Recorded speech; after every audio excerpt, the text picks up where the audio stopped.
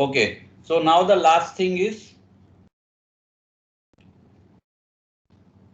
this execute command, in which we will send this put request and our base URL and then API URL.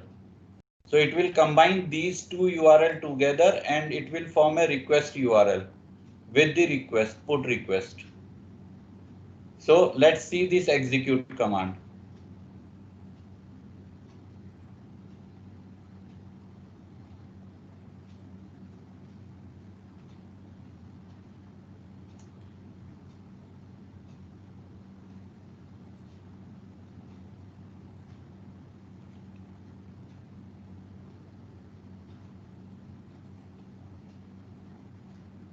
I have copied another function together with reset form, but maybe I can explain it later on.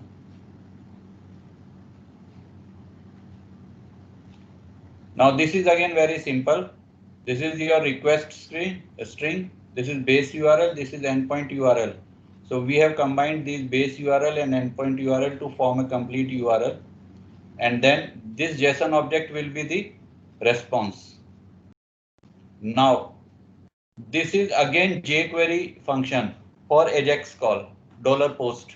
There is $get for get, and there is other similar kind of functions available. So in $post, first we have to give the URL, then the request string, and then there is a callback function that will return result. This result is parsed and creates a JSON object. If this request fails, it will you will get the response text in this. That response text is again in the JSON object. So either success or fail. In both the case, we are returning JSON object. So we will get this JSON object in this result object. And then we are showing this result here. So it will store the data and will alert the result here.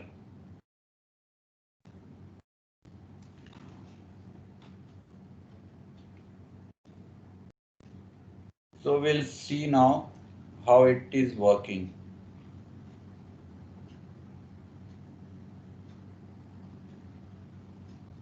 So I am typing here employee ID or say 12, name Himanshu, email, maybe some email, maybe this, save. This is your request and this is the response. You see record number 5. Data inserted, 1 row inserted, added 0 columns because this is actually this table, because while creating this example, I have inserted 4 records already. So if we change the relation name and DB name, it will go to the different relation or different DB as a first record. So if we want to see now this is Himanshu's login, because I have given yesterday password df that I keep standard password. So visualize. Let's see our what was our table name. Sample. Sample is the DB and employee relation is the table.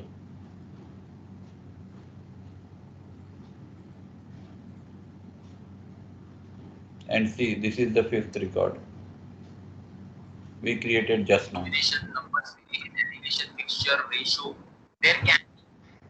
Hello.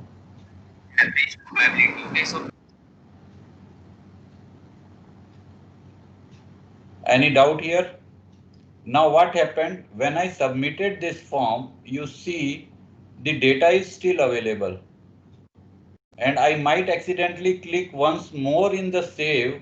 It will again save that data. So what we want to do is clear this form.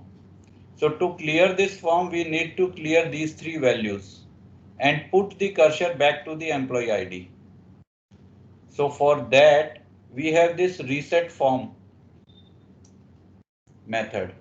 And this reset form method is nothing but a function that will initialize form data and then put the focus back to the first field.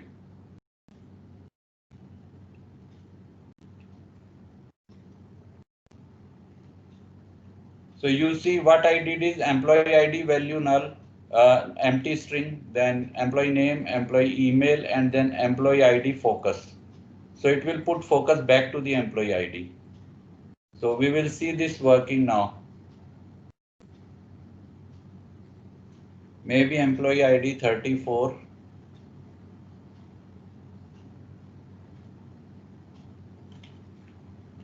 Rishika, maybe r@gmail.com, something like that.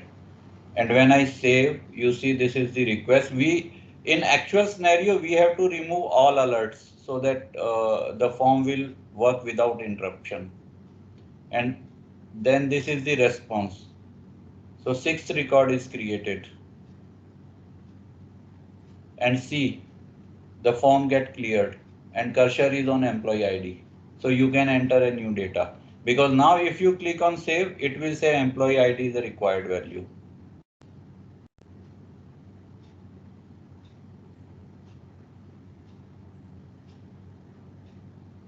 So any doubt here? This is very simple. No, sir. But the steps No. are very clear. Validate the form and get the form data. Create a put request. Then do a $post request. That is AJAX request. And then reset the form. So the main thing is this, and then you need to create function for each of these. And these functions are very easy, like form data, validate them, and if all data is valid, create your data's JSON object, and then create your put request by passing that JSON object with DB name, relation name, and connection token. Once this request is created, this request is passed here with the base URL and endpoint URL, and then executed using $post. This is AJAX post call using jQuery. And then once it gets executed, reset your form, put the cursor back to the first field.